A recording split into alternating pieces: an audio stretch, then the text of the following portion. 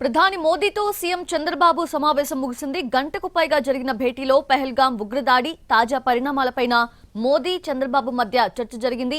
కేంద్రం తీసుకునే నిర్ణయాలకు ఏపీ ప్రభుత్వం పూర్తి మద్దతు ఇస్తుందని తెలిపారు చంద్రబాబు. మరోవైపు మే 2న అమరావతి పునర్నిర్మాణ పనులు ప్రారంభోత్సవానికి సీఎం ఆహ్వానించారు. అమరావతి నిర్మాణానికి తోడ్పాటు అందించాలని ప్రధానికి చంద్రబాబు విజ్ఞప్తి చేశారు. ఏపీ ప్రభుత్వం విన్నపం మేరకు మే 2న అమరావతికి రానున్నారు ప్రధాని. 1,00,000 కోట్ల రూపాయల ప్రాజెక్టులకు శంకుస్థాపన చేయనున్నారు.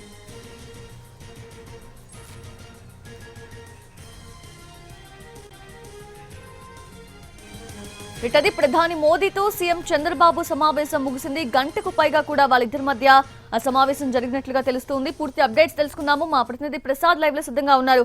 ప్రసాద్, ప్రధాని మోదీ అలాగే ఏపీ సీఎం చంద్రబాబు మధ్య ఆ భేటీలో చర్చకొచ్చిన అంశాలేంటి? దాదాపు గంటకు పైగా ప్రధాని నరేంద్ర మోడీ అధికార నివాసంలో ఈ సమావేశం కొనసాగింది.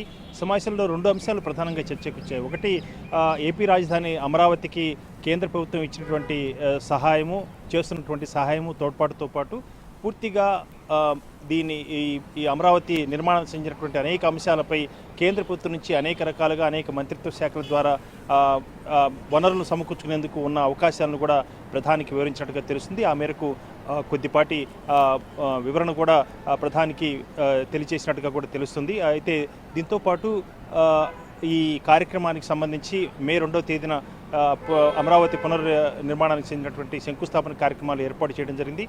సచివాలయం, ప్రస్తుతం ఉన్నటువంటి సచివాలయం వెనక వైపు దాదాపు 1,00,000 కోట్ల 5 లక్షల మంది పైగా వచ్చే ఒక భారీ బహిరంగ సభను కూడా ఏర్పాటు చేసుకునేందుకు ఇప్పటికే రాష్ట్ర ప్రభుత్వం అన్ని సన్నాహాలు కూడా చేసుకుంది.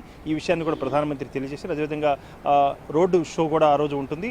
ఆ రోడ్ షోలో దాదాపు 30,000 మంది పాల్గొనేందుకు కూడా ఏర్పాటు చేయడం జరిగింది. ఈ శంకుస్థాపనల కార్యక్రమానికి, అంటే 1,00,000 కోట్ల రూపాయల పనులకు చెందినటువంటి శంకుస్థాపన కార్యక్రమం గాను ఒక పైలాన్ను కూడా ప్రధాని ఆవిష్కరించబోతున్నట్టుగా కూడా సమాచారం. ఈ రకంగా ఇదొక అంశం కాగా మరొక అంశం ప్రధానంగా ఇటీవల, అంటే గత 22వ తేదీన జరిగినటువంటి పెహల్గాం దాడి, తదనంతర పరిణామాలు, కేంద్ర ప్రభుత్వం తీసుకున్న నిర్ణయాలు, వీటిపై కూడా ఇద్దరి మధ్య కూడా చర్చకు వచ్చింది.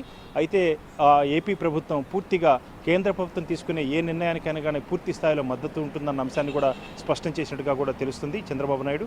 అదేవిధంగా ప్రతి అంశంపై కూడా ఏ నిర్ణయం తీసుకున్నా కానీ, ఏ చర్య తీసుకున్నా కానీ ఏపీ ప్రభుత్వం పూర్తిగా తన సంఘీభావాన్ని, మద్దతును తెలియజేస్తున్న అంశాన్ని కూడా ప్రధానికి చంద్రబాబు స్పష్టం చేసినట్టుగా తెలుస్తుంది. కాకపోతే వీరిద్దరి మధ్య కూడా సుదీర్ఘంగా ఈ అంశంపై చర్చ జరిగింది.